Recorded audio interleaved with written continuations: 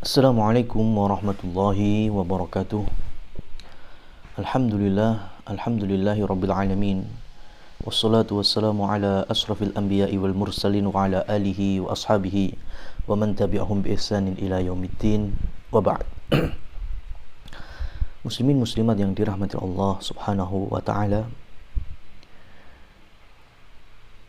bukan menjadi gerhana yang biasa. Di zaman Nabi Muhammad SAW, ketika terjadi gerhana, dan tidak banyak, hanya beberapa kali, bahkan salah satu riwayat menyebutkan hanya sekali, meskipun ini diantara riwayat yang tidak terlalu kuat. Tetapi dengan keberadaannya gerhana, yang mana gerhana itu menjadi lebih sering dan banyak terjadi di belahan bumi setelah wafatnya beliau Shallallahu Alaihi Wasallam, karena dengan banyaknya terjadi gerhana merupakan tanda dari akhir zaman atau dekatnya hari kiamat. Itulah kenapa Rasulullah Shallallahu Alaihi Wasallam, meskipun gerhana tidak sebanyak Ramadan yang beliau alami, tidak sesering ketemu hari-hari yang kemudian di sana ada puasa sunnah, kemudian ada ibadah-ibadah khusus. Dan ternyata di dalam peristiwa gerhana beliau jelaskan terkait dengan hikmahnya, kemudian kenapa bisa terjadi, sampai fikih sholatnya.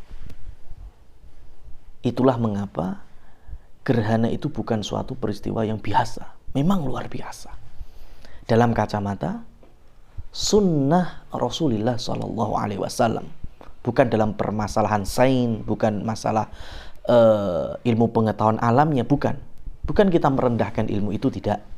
Tetapi kalau kita melihat bahwa Rasulullah SAW mengajarkan rentetan dan runtutan dari fikih gerhana, tentunya tidak ada ibadah yang lebih banyak dan lebih sering terjadi melainkan telah Rasulullah ajarkan. Artinya peristiwa gerhana memberikan dampak kuat akan hadis Rasul sallallahu alaihi wasallam, alaikum bisunnati wa sunnatil khulafa'ir rasyidin. Kalian diminta untuk berpegang teguh dengan sunnahnya Rasul, dengan sunnahnya Khalifah Abu Bakar, Umar, Utsman, dan Ali. Dan itu dipegang secara kuat. Kalau ada ajaran-ajaran yang baru yang tidak pernah dicontohkan, maka kita tinggalkan.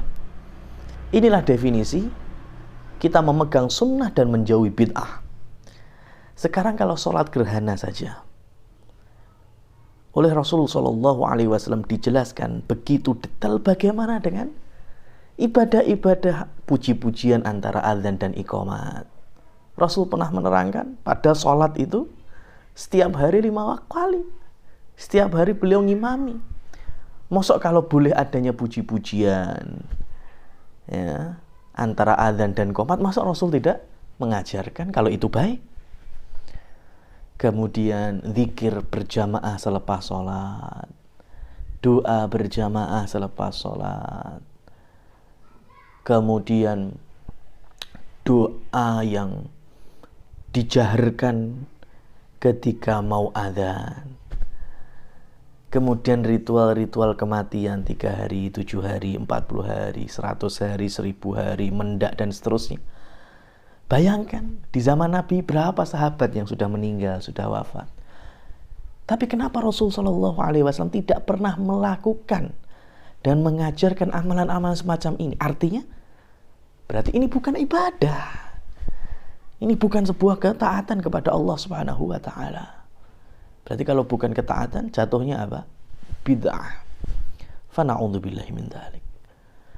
Maka ketika Rasulullah SAW di zaman beliau terjadi beberapa gerhana, itu pun beliau langsung sampaikan, fa idza ra'aitumuhuma fafza'u ila shalah. jika kalian melihat keduanya, kedua di sini yaitu khusuf dan kusuf, yaitu gerhana bulan maupun gerhana matahari, maka bersegeralah kalian sholat. Bersegeralah kalian sholat. Sampai kemudian ada istilah pengumuman khususnya, as-salatu jami'ah, as-salatu jami'ah. Alhamdulillah. Rasulullah SAW mengumumkan sholat dengan cara berjamaah. Ayo sholat berjamaah. Nah, dari sini ada pelajaran agung bahwa sholat gerhana itu dengan ru'yah, dengan melihat mata langsung. Kalau bulan bisa dilihat langsung, kalau matahari mungkin dengan media seperti halnya air pantulan dan semacamnya. Ya, bukan berpatokan dengan kalender atau berita-berita selebaran. Maka bagi para panitia yang ingin menegakkan, panitia masjid ya, ingin menegakkan sholat gerhana, itu harus hati-hati. Di sana harus ditekankan jika gerhana itu terlihat kasat mata, baru ditegakkan. Jangan jauh-jauh hari ya mencari imam, ya, kemudian ternyata nggak terlihat tetap ditegakkan sholat, maka ini tidak ada asal usulnya. Nah, karena ada seruan dan panggilan as-sholatu jami'ah, berarti sholat gerhana itu tidak ada adzan dan iqamah. Dan ketika Rasulullah SAW melaksanakan, dalam riwayat Aisyah radhiyallahu anha, beliau juga menceritakan, wajadtu atwalu sujud fiha. Aku menemukan sujud paling lama dan paling panjang, yaitu sholat gerhana bersama Rasulullah SAW. Dari hadis ini menunjukkan ilmu, ternyata Aisyah pun sholat gerhana. Berarti bagi perempuan menghadiri sholat gerhana silahkan, diperbolehkan di masjid bersama kaum muslimin. Diimami oleh seorang imam, yaitu Rasulullah SAW sendiri saat itu. Ya. Dan dalam hadis panjangnya, beliau diceritakan sholatnya itu rakaatani, 2 rakaat, wali rakaatin ruku'an wa sujudan. Dan setiap rakaat itu ada 2 rukuk dan 2 sujud. Nah, kenapa kok sampai ada 2 rukuk dan 2 sujud? Dua-duanya panjang. Ini hikmahnya. Rasulullah SAW ingin menggambarkan kepada umat, gerhana itu tanda kebesaran Allah, dan itu bukti bahwa kita tidak ada apa-apa di sisi Allah. Ya, tidak ada apa-apanya. Bahkan itu dari kalangan salafus saleh dahulu itu kalau ada gerhana, mereka langsung bimbang, mereka langsung memperbanyak istighfar dan berdoa, berzikir. Makanya sholatnya panjang-panjang. Rasulullah SAW setelah membaca Al-Fatihah, membaca surat panjang. Dalam salah satu riwayat itu Al-Baqarah dan yang semisal dengan Al-Baqarah. Berarti Ali Imran. Bayangkan 1 rakaat. Ya. Jadi gerhana itu memang tempat yang terbaik kita untuk beristighfar. Menilai ketika hari ini gerhana, bisa jadi besok matahari Allah terbitkan dari arah barat. Artinya pintu taubat sudah tertutup. Bukan kemudian dengan adanya gerhana malah menjadi program selfie-selfie, cari tempat yang terbaik, kemudian foto-foto barang di-upload. La haula wala quwata illa billah. Bukan ajang jepretan, tapi ajang untuk memperbanyak istighfar. Salah satunya dengan apa? Rasulullah SAW mengajak ya untuk fasallu wastaghfiru wada'u ya watasaddaqu. Salatlah, memperbanyak istighfar, memperbanyak zikir, dan memperbanyak sedekah.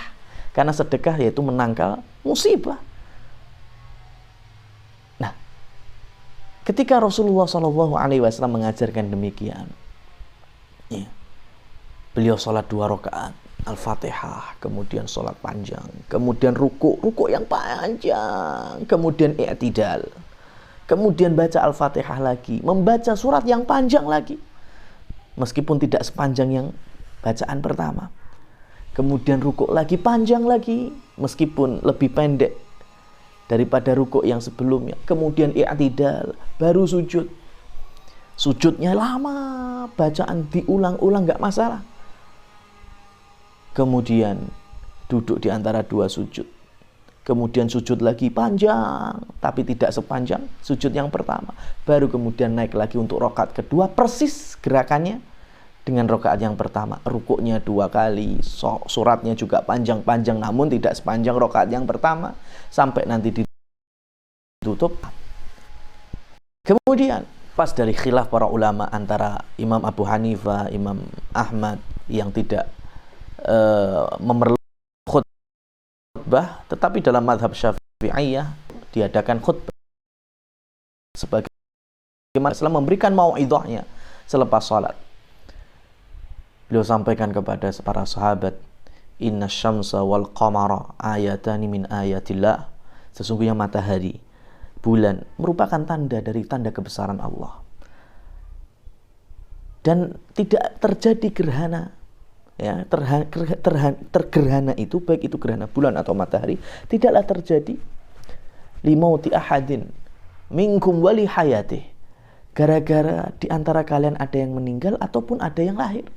Beliau Ibrahim, putra beliau, baru 16 atau 18 bulan wafat.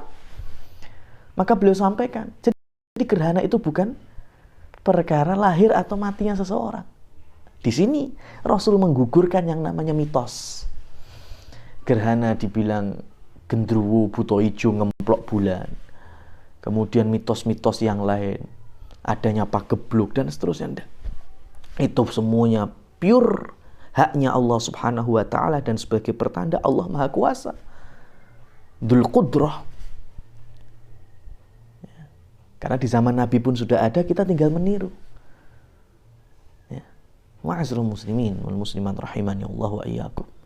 Oleh karena itu, kembali lagi, Syekh Shalih Imam Ibnu Utsaimin rahimahullahu tabaraka wa ta'ala di dalam majmu'nya berfatwa bahwa yang harus kita lakukan yaitu dengan sesegera mungkin sholat, sesegera mungkin memperbanyak zikir, memperbanyak doa, memperbanyak istighfar, memperbanyak taubat, lafaz-lafaz taubat, kemudian memperbanyak takbir karena tanda kebesaran Allah. Kemudian juga kalau di masa itu masih ada perbudakan, untuk bersedekah, salah satunya dengan memerdekakan budak. Kalau sekarang kita tidak ada, maka silakan bersedekah dengan sedekah-sedekah yang manfaat bagi kita dan sekitarnya. Dan Rasulullah SAW juga tidak kalah pentingnya mengakhiri mau'idhahnya dengan, jika kalian melihat seperti yang aku lihat, mengetahui sebagaimana yang aku ketahui, la bakaitum katsira wa la dhahiktum qalila, niscaya kalian lebih sering nangis, lebih banyak nangisnya daripada ketawanya. Artinya gerhana dan peristiwa yang mengitarinya adalah momentum untuk introspeksi diri, supaya kita ini tahu bahwa waktu bergulir dengan cepatnya. Kita tidak tahu kapan mampu untuk senantiasa istiqomah. Oleh karena itu, semoga kalau ada gerhana di sekeliling kita, dengan kita melihat, maka bersegera kita untuk melaksanakan sholat. Dan sholat di sini itu sholat berjamaah bersama kaum muslimin yang lainnya, sambil mendengarkan mau'idhah terkait dengan kembali kepada Allah, kembali bertauhid, kembali kepada sunnah. Karena kejayaan Islam ini terjadi karena kita mengikuti agama hatta tarji'u ila dinikum, dan ini merupakan sunnatullah, walan tajida li sunnatillahi tabdila, dan tidak ada pengganti selain dari yang telah Allah Subhanahu wa ta'ala gariskan. Demikian aqulu qouli hadza walhamdulillahi rabbil alamin. Wassalamualaikum warahmatullahi wabarakatuh.